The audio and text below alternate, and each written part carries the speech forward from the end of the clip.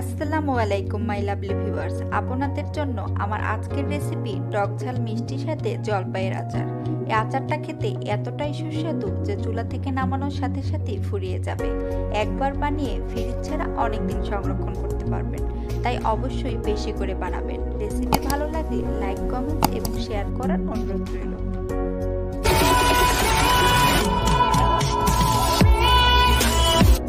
প্রথমে একটা প্যানে দিয়ে দিচ্ছি 5 ফোড়ন। এবার 5 ফোড়নটাকে অল্প আঁচে রেখে একটু সাদা অবস্থাতে মুচমুচে করে ভেজে নেব। তো ভাজা হয়ে গেছে।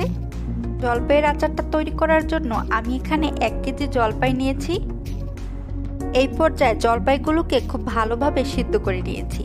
এবার হাত দিয়ে জলপাইগুলোকে আটি সহ খুব ভালোভাবে চটকে নেব। তো এভাবে করে আমার সবগুলো জলপাই চটকে নেওয়া হয়ে গেছে। আমি এখানে জলপাইয়ের কিছুটা আটি ফেলে দিয়েছি আর কিছুটা আটি নিয়ে নিয়েছি। এখন জলপাইয়ের আচারটা তৈরি করার জন্য একটা কড়াইতে দিয়ে দিচ্ছি হাফ কাপ সরিষার তেল, 2টো তেজপাতা, 10 টুকরো রসুনের কোয়া, 3টা শুকনো মরিচ ছোট ছোট টুকরো করে কেটে দিয়েছি আর দিয়েছি 1 চামচ 5 ফোড়ন। এবার কিছুক্ষণ একটু ভেজে নেব।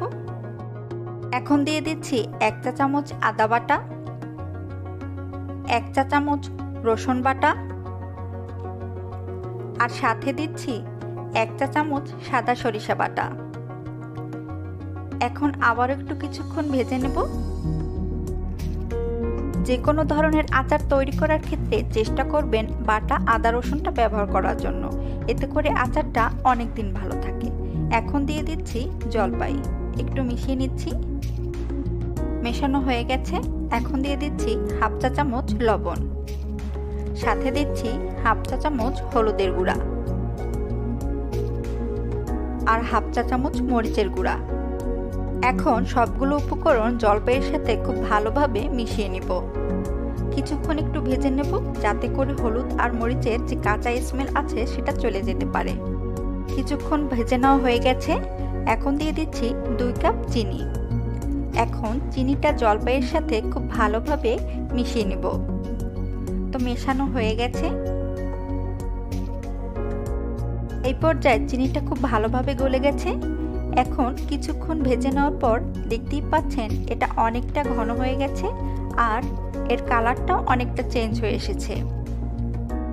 প্রথমে যে 5 ফোড়নটা ভেজে রেখেছিলাম সেটা গুঁড়ো করে সেখান থেকে 1 চামচ 5 ফোড়নের গুঁড়ো দিয়ে দিয়েছি।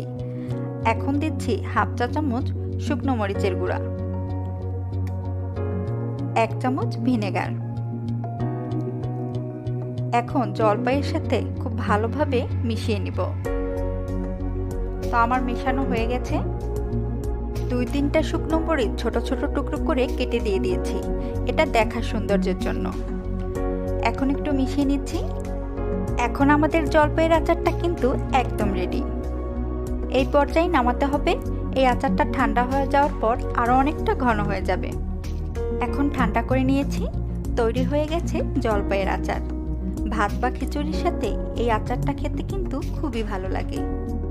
আশা করছি আজকের জলপাইয়ের আচারের রেসিপিটি ভালো লেগেছে সবার কাছে। আর আমার চ্যানেলের রেসিপিগুলো ভালো লেগে থাকলে অবশ্যই আমার চ্যানেলটা সাবস্ক্রাইব করে পাশে থাকা বেল আইকনটি ক্লিক করে রাখবেন। চাইলে আমার চ্যানেলটা ঘুরেও আসতে পারেন। সবাই ভালো থাকবেন। আল্লাহ হাফেজ।